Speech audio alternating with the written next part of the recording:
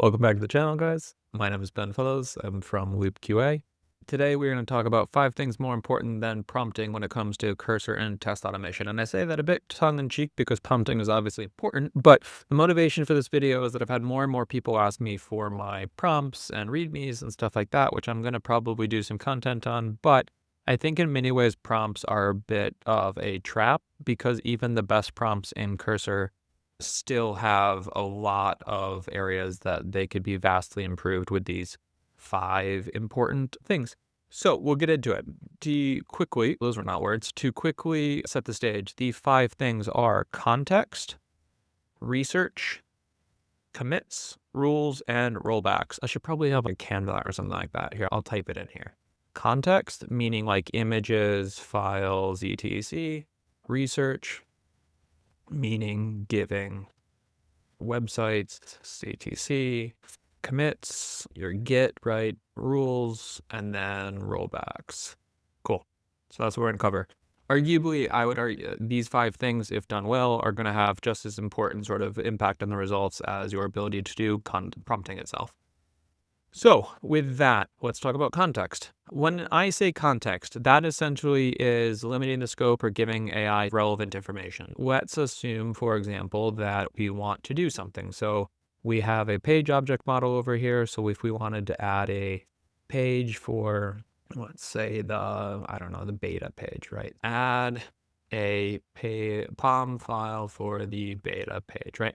Now we could just give it this, but it's going to do a lot better if we give it context. So what we're going to do is we're going to pull in the file that we want. We might pull in the destination, right? And so now it knows when we say beta page, here's the file it's going to find. When we say POM, there's the piece that it's going to find, right? We might alternatively go to a browser. I don't even know if this is running. npm run dev. All right, we're going to pull a screenshot. So we're going to go sign in. And I'm just on a different screen, take a screenshot, drag in the screenshot. We're going to drag in a screenshot, right? So we've now given it context. We've given it a screenshot of the beta page. We've given it the file. We've given it the page object model, right? All of this is really important when it comes to context. There's a bunch of different ways you can provide context. If you want to edit a specific set of code, you can just copy and you could paste the code in, right? Now it's pasted in the lines of code from that file. So context and limiting context, setting context, number 1 when it comes to the list of things. Number 2 on my list, assuming I can remember my list. Where is my list? I think I just wrote the list out. It all went away when okay.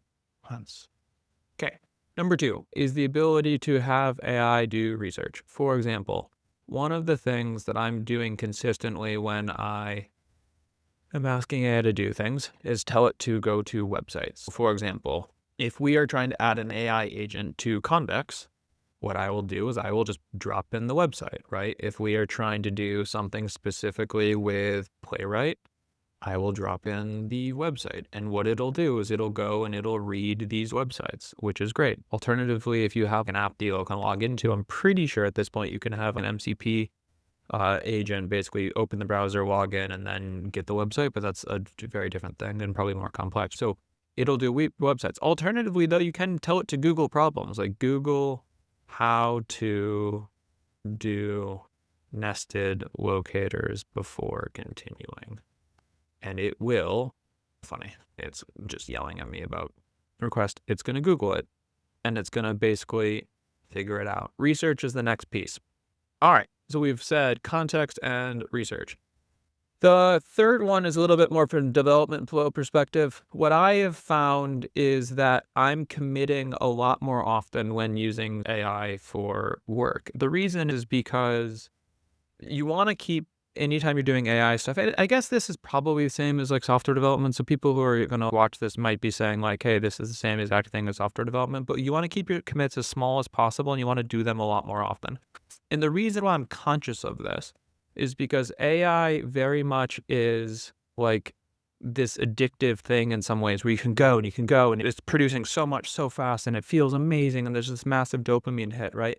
The danger with it is that you are producing a ton of code, you are just doing a ton of things, and next thing something has gone wrong, you are having a really hard time debugging it, and you have so many code changes, so many lines of code change that it's really hard and you're stuck, right? And so consciously committing that much more often is going to be super, super important.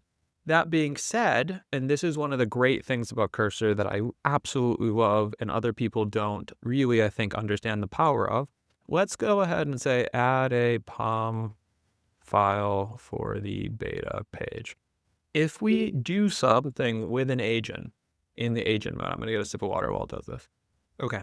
So it's starting to add code, which is great. It's exactly what we want it to do. If when you're working and it's gone off the rails or something like that, one of the great things about Cursor is that when we, and we'll do this in a second, we can go back and we can change the prompt, and it basically is almost like resetting the commit history back to where you want it to be.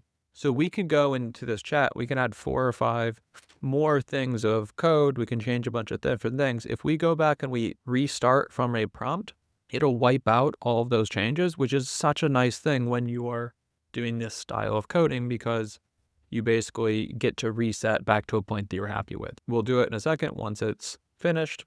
And this is, by the way, like this can go back as far as you want in as a chat thread.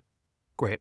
So it's added a couple different files, right? If we just go back and we just instead switch, say hi, and we hit go, it's going to say, do you want to revert?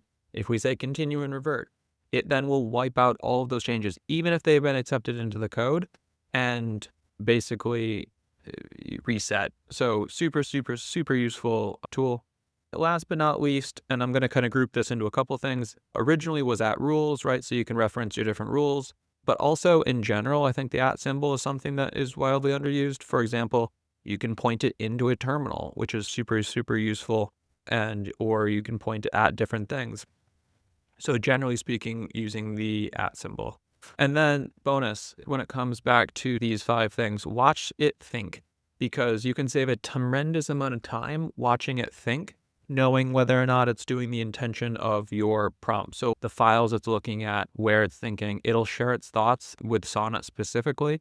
And you can see very quickly whether or not it's following and going down the rabbit holes that you want it to go down, or whether or not it's not. To summarize, those are 5 areas of Cursor that I would argue, if you're using, are just as important, if not more important, than prompting.